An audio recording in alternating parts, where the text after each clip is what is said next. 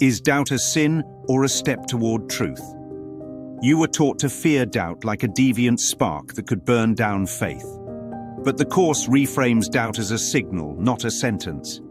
It says that behind every fear and past every doubt, certainty still remains because truth is unaffected. If doubt were powerful enough to change truth, it would not be doubt. It would be fact. Belief shapes perception, but belief does not create truth. That is why the Course keeps sending us back to cause, not effect. It trains us to question the mind that is looking, not the world it made. When the world calls doubt a failure of faith, the Course calls it misdirected allegiance. It is not the presence of questions that hurts you. It is where you place your faith while you are questioning. Place faith in fear and doubt multiplies. Place faith in truth and doubt dissolves. The ego sells certainty by volume. It shouts to be believed and punishes when it isn't. The Course points to a quieter certainty that does not shout because it does not need defense. Be not held back, the Course teaches, by fear's insane insistence that sureness lies in doubt, not a threat, a diagnosis. Doubt becomes holy the moment you hand it to a better teacher. The Course would say the real content of doubt is always self-doubt. All uncertainty, it teaches, is doubt about yourself. We fear what we are, so we put our faith in littleness and then doubt the love that cannot be little. That is not sin. That is a mistake in identification. And mistakes call for correction, not condemnation. Religion often loads the word sin with permanence, stain, and debt. The Course empties it of theatrics and treats it as an error in thought, an adjustment the mind makes away from truth that can be adjusted back. Sin, in the Course's logic, is simply faith placed in nothing and defended as everything.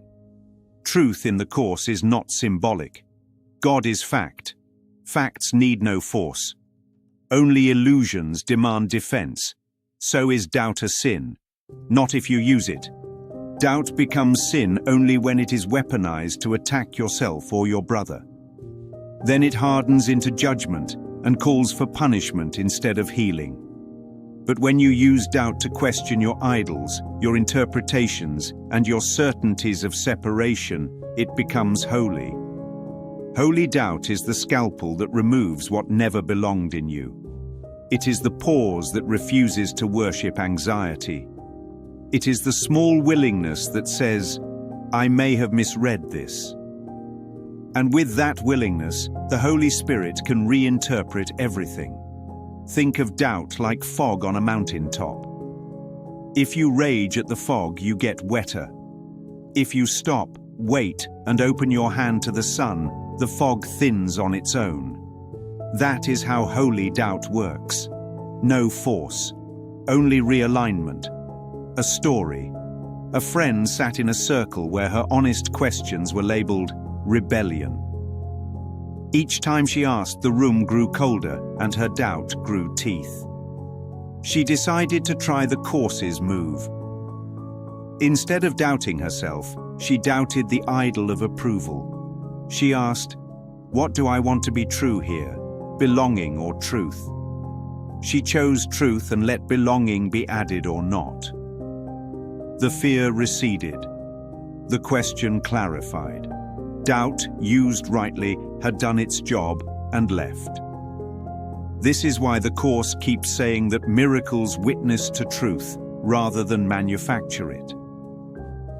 The miracle is not you forcing light into darkness. It is you removing the blocks to the awareness of light. Blocks like the worship of certainty, the addiction to being right, and the ego's favorite pastime, condemnation. Condemnation is doubt's counterfeit. It feels strong but is secretly terrified. It projects guilt outward to hide the fear within. The Course is direct. What you condemn in another you will experience as your own. Condemnation plants boomerangs. Holy doubt collects them before you throw. Practice is how we turn doubt from a jailer into a guide. Try this 4-step holy doubt drill. Name the idol. What outcome are you secretly worshipping right now? Being right, being safe, being admired. Breathe and admit it. Shift the faith. Say, I place my faith not in the story I'm telling, but in truth as God created it. Let the nervous system hear that line. Question the lens, not the scene. Ask, what else could this mean if I am not separate? Wait 10 seconds before you answer. Exchange doubt for certainty, not by arguing, but by allowing. Invite the quiet. You are not asked to make truth true. Only to stop insisting that fear be your teacher. In the course's classroom, doubt is not punished. It is repurposed. It becomes a doorway back to peace. And peace is how truth introduces itself in time.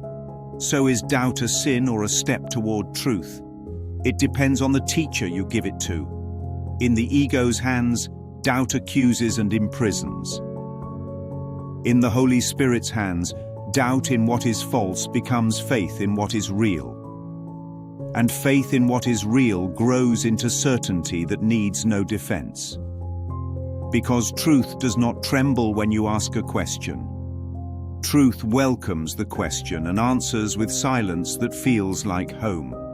If you are tired of being afraid of your own questions, let them be holy. Let them be used. Let them lead you where they were always meant to lead you, beyond fear, beyond argument, into the simple fact the Course keeps pointing to. You are not separate. You are not condemned. You are not what you made. You are what God created, and that is why certainty is still here. It never left. You only looked away. Now you are looking back. Welcome. Submitted for your approval. A traveler in a land of loud certainties who discovers that the quietest thing in the room, the question, was never his enemy.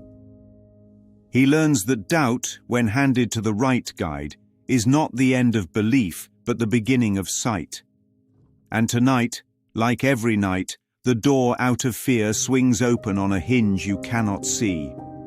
It is labeled with one word: willingness. Step through and you exit the war of opinions for a country that needs no defense. Some people call it faith. In this neighborhood, we call it the end of the argument and the beginning of peace.